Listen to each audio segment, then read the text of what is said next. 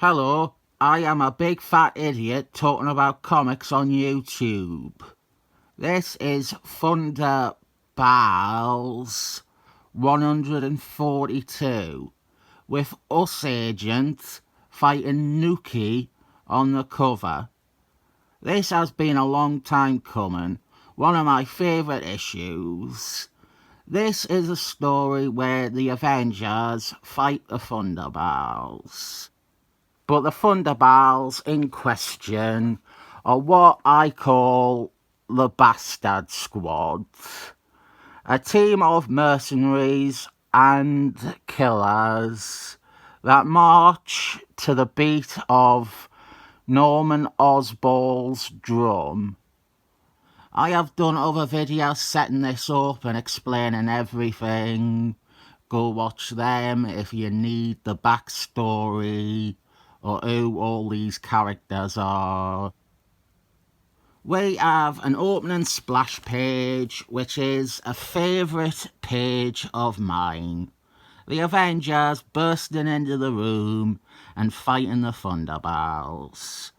U.S.Agent kicking Smokey Bear in the face, telling him that he is under citizen's arrest.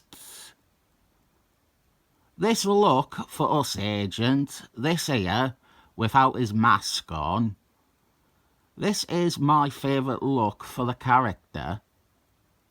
Without the mask, he looks like his own character, while maintaining the obvious identifiable costume. It really eliminates about 85% of the looking like an off-brand bootleg Captain America thing. For a while now I have wanted a good Ed for my U.S.Agent so that I could have him in this form. This is the Ed from the MCU version, which I only got for the Ed, but it doesn't really fit on this body. Like, it doesn't really click onto the hinge at all, it's always loose. It is a very nice head though. I just wish that it fit on this body a bit. Here is a custom 3 3/4 inch U.S.Agent I made. I'm not very good at painting, you can see that. We never got much in the way of heads to pick from, and the line is now long dead, and this is falling apart, this custom. It's over 10 years old by this point. And here is the mini-mate with some personal improvements made by me, the arms and the heads. Cards on the table, this video is entirely about U.S.Agent. Although, here is someone who is meant to be one of the greatest fighters in the Marvel Universe, being beaten by a kid. We have a lot of fighting going on. It's all done really well. Jeff Parkman is writing, and he has always done great battle sequences. We also have different artwork for this one. I speculated about this issue in my review of Mighty Avengers 35. I think this might have been intended to run as an issue of Mighty Avengers originally, but I kinda get sidetracked with ideas like that in this video. I am focusing on the one thing, so I'm not giving a good overview to the rest of the issue, but along the way we do get to see some of the Bastard Squad make a turn. The heroes among the fold.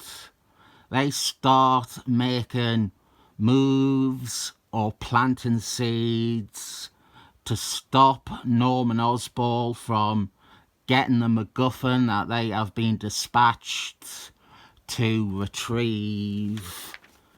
That MacGuffin is this.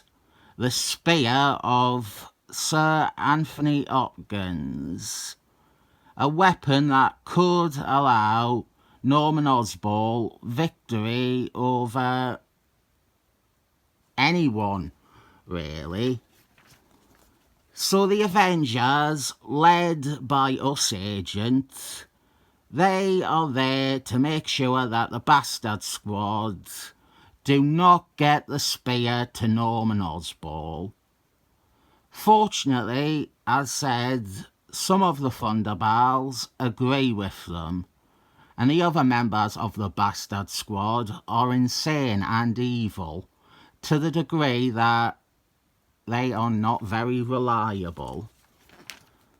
The key fight we get is U.S.Agent versus Nuki. But I do want to say, outside of that, it is a really good issue. The whole story is great. It also just happens to have this one bit that I desperately want to praise. And that is U.S.Agent and his story arc here. U.S.Agent is a character I hold near and dear. Not for the reasons most people assume when someone says that. I have spoken before, but one of the first comics I ever experienced was a one-shot called Captain America the Legend, which was released in 1995. It wasn't a comic, it was more of a Beano style file of facts with trivia and lists. One of the first things is a section organising Captain America's opponents by strength class. This was my introduction to all these characters though, and I was instantly hooked because I was handed something immediately compelling. This character was stronger than Captain America, or this character is equal to Captain America, or this character is actually weaker than Captain America. And so that was a prompt for my imagination to create stories and fights between Captain America and these characters. U.S.Agent appears several times over in the one shot, and I wanted to know more about them. I saw this black costume Captain America, and I thought he was like Captain Un-America or something trite like that. And so all the many years later, when I did start collecting, the first comic I wanted all of in back issues was Captain America. I got myself a nice chunk of Captain America comics starting at issue 321, and only 2 issues after that is the first appearance of U.S.Agent, the first appearance of John Walters, 323. And he is in much of the issues that follow until he takes over as the main character about 10 issues later. He was also the bridge that forced me to get Avengers comics. When the character emigrated to West Coast Avengers, I felt like I had to follow him. John Walters, the name John Walters, comes from an issue of West Coast Avengers. The thing that needs addressing is that I love U.S.Agent as a character. He is a character I would point to as one of the things that really got me in deep with comics. But when you're a fan of U.S.Agent, the assumption is that you probably are a right-leaning, gun-toting Trump voter or whatever. Well, I'm not even American, but I don't align with John Walters's politics. And actually, I don't think the presumption of his politics is entirely accurate. people just throw around right-wing ideas and say that they are what U.S.Agent is. There's also the circumstances of bad writers doing that very thing. But when done well, I find U.S.Agent's politics to either add to the complexity and intrigue of the character, or to be bad writing. The bad writing with U.S.Agent and the forcing negative ideas onto U.S.Agent is going to be something I return to in a few minutes. John Walters was introduced in Captain America 323 as an opponent for Captain America, Super Patriot. He was a showboating 80s Republican idea of what should represent America. All talk, all show, no real integrity, but a belief that they have integrity. Super Patriot was deceitful and manipulative, or at least his manager was. But he was also physically stronger than Captain America, which gave Captain America an enemy who was physically stronger, but his principles were weaker. So when Captain America was forced to retire, it made sense that the government, a government operating under Ronald Reagan, would turn to Super Patriot as a successor to Captain America. Worth noting, when considering possible replacements for Captain America, Nuki is mentioned. You see, John Walters and Nuki are two sides of the same coin. Heads and tails, really. The stories with John Walters as Captain America are amazing because he does try to be a worthy Captain America, but he fails enormously and he suffers extensively. He eventually steps down, realising that the only person who truly can be Captain America is Steve Rogers. By the end, John Walters is a bit of a lost cause. He's too far gone. But he, or rather the government, were able to salvage something, and he became U.S.Agent, and he joined the West Coast Avengers to maintain government oversight of the team. I could go real in depth with all the stuff done to make John Walters an actual character, to give him some humanity or make him sympathetic. Things that displayed that he was growing or improving as a person. But I would end up being so thorough this would be 2 hours long. By the end of West Coast Avengers, he is one of the team. He is their friend. He's not their best friend. He is a blowhard and a buffoon.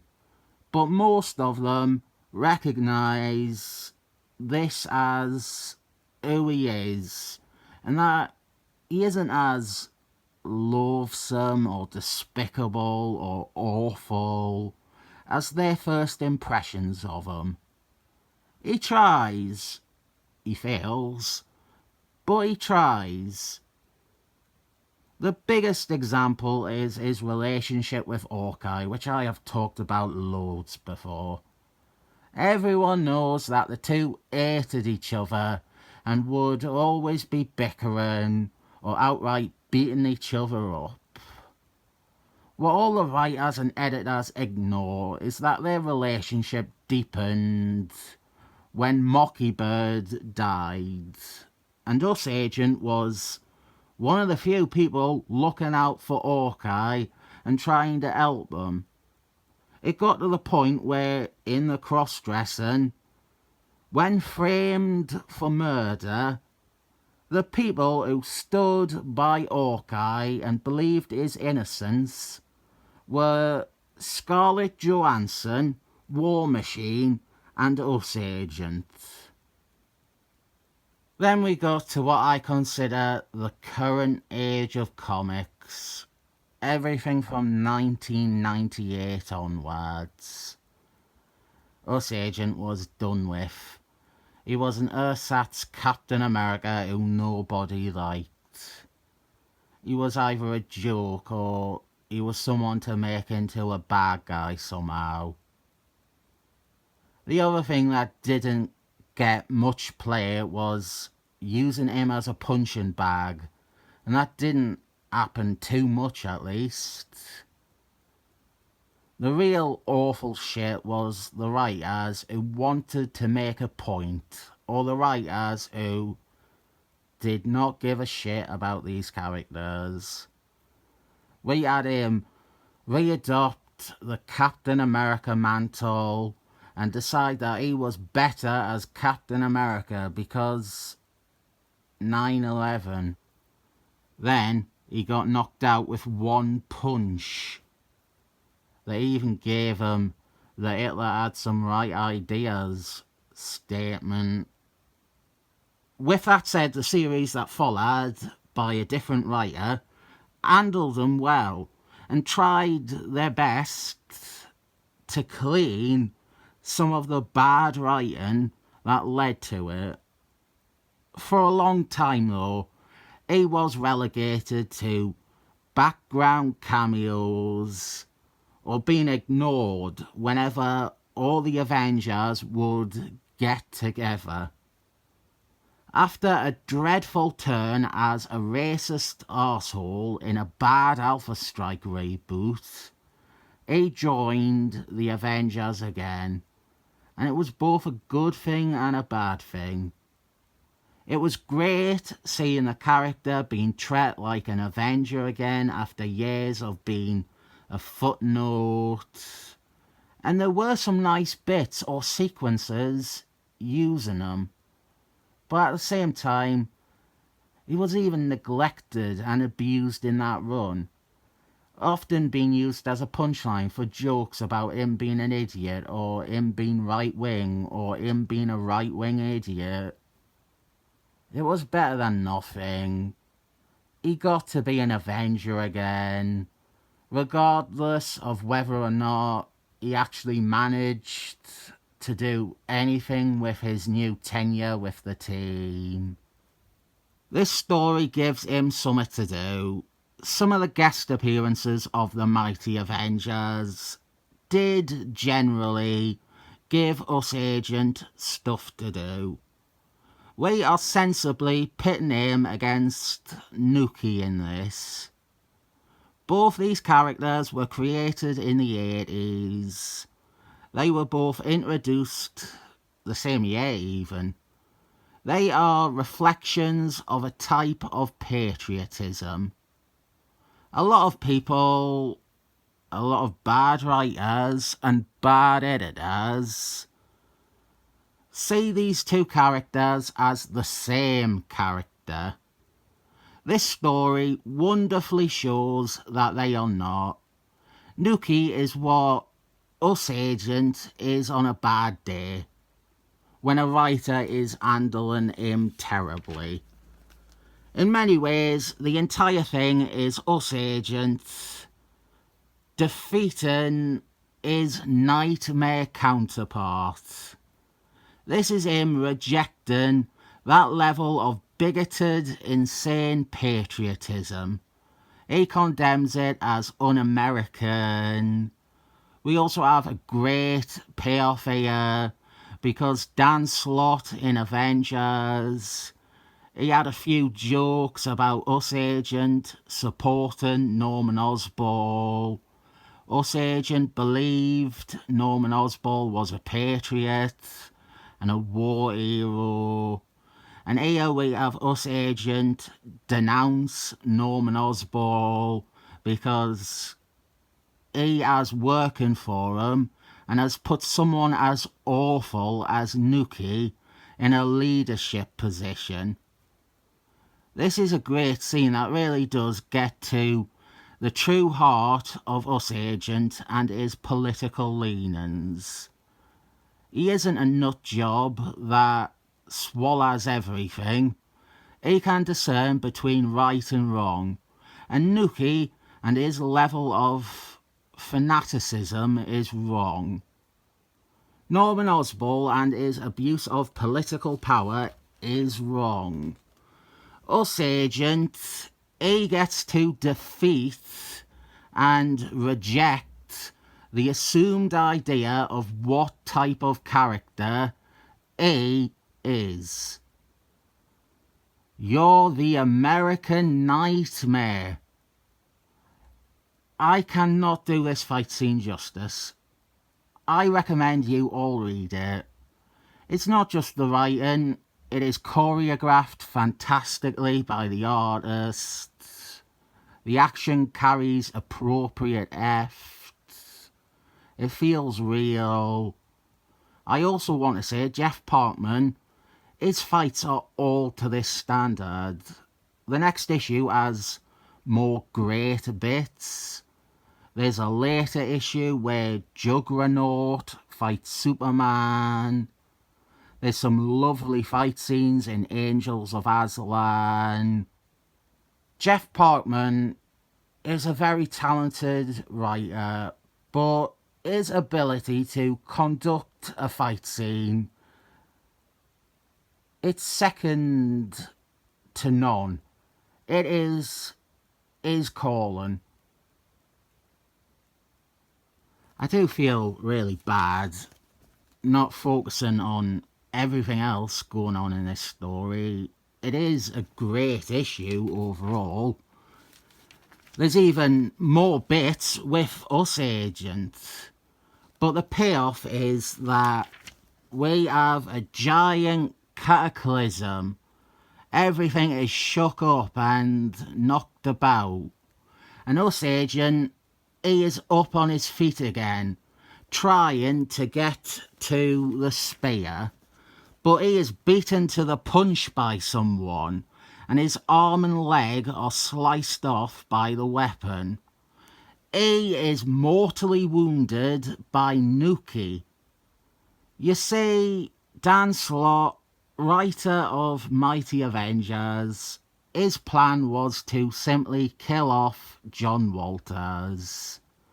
He didn't like the character. He saw no use to him. Wanted to have him pointlessly die at the end of the run. Jeff Parkman took that and turned it into this. Injury instead of death. Permanent injury instead of death. Retirement instead of death. Maybe I am giving Jeff Parkman too much credit, but I think he observed everything about U.S.Agent as a character. That he was doomed to a cycle of repetition, both in universe and out, where he is going to continue to appear as a joke or a pastiche or a punching bag or someone that writers want to kill off. And Jeff Parkman thought that the most he could do with or for the character was to save him from that. The problem maybe being that you might see this as pointless. You might see U.S.Agent's injury as being a harsh and violent end, rather than allowing him closure. This is closure though. Jeff Parkman came to a conclusion about who U.S.Agent is, and this was the only end. John Walters, his origin, his deepest, most upheld desire. Well, his brother died fighting in Vietnam. To John, his brother is the ultimate hero. He died fighting for his country. He died fighting for what he believed in. He died fighting the good fight. John joined the army, hoping to serve like his brother did. John became a costumed hero in part because he wanted to fight the good fight because he couldn't fight in a war. John wants to be a hero like his brother, but John's idea of being a hero like his brother is someone who died in a war zone. John's aspirations and hopes could only be fulfilled when one of two things happen. First is John is able to definitively outdo his brother's sacrifice through his accomplishments, which he never would be able to do in his mind. The other is that he too dies in battle, and he has achieved his idea of what a hero is. He was never going to stop until one of those two things happened. And realistically, he was never going to consider his accomplishments equal to his brother's sacrifice. So there was only the one thing that could truly end it: him dying in battle. What we have here is a third option, which combines the two. The operative word is sacrifice. We have John lose his ability to keep going into battle, but in a manner where it was a sacrifice in service of fighting the good fight. This is the only way that John can receive any closure without being in a body bag. He has sacrificed. He has lost half his limbs fighting the good fight. Still, it isn't good enough for him. Still, he feels like he didn't give it all. Still, he wants to prove he is as much a hero as his brother. But now, he has had that ability to keep fighting taken away from him. And he has to come to accept and deal with and hopefully learn that his sacrifice is as valid as his brother's. It sounds like a very downbeat and nasty way to leave the character crippled and a failure in some eyes. To people who don't have the extensive reading on the character, or people who just think, oh, he's so shit, he got beat by Nuki. This is nothing to them, but it is a lot to me, and a lot to other U.S.Agent fans, I would hope. John isn't left as a failure. He isn't left as a fuck-up. He isn't left as someone who didn't save the day. After this, Jeff Parkman continues to feature the character in Thunderbolts in a supporting role. Now in a wheelie chair, refusing any cybernetic or robotic limbs, because he doesn't want to become like the person who did this to him. John is now the warden of the supervillain super prison, a position given to him by Steve Rogers, which we never saw in an issue, but I would have loved to see that scene. We never really get to see Steve and John together following the siege of Fairyland. The scene everyone points to and everyone remembers is when the crippled John single-handedly stops a prison riot. Sadly, the sequence is running in tandem with two other plot lines, and so it's a bit of a nightmare to show a the top half is John. This is a really perfect place to leave the character in. He got to be a hero. He got to make a sacrifice. He got some reward for his service. He has a new station which is well suited to him. And despite all of that, and despite his injury, he is not a victim or a charity case. This is where you leave the character off.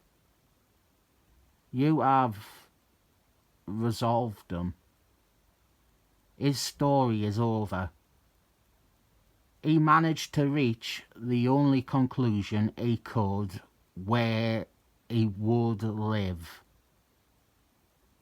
We never need to see John again. Sure, it's nice if we see him now and again and see he's still around and doing his job well, and maybe even through that, over time, we could allow him the final chapter of resolution where he comes to realise that all the good he has done is enough. It's enough for him.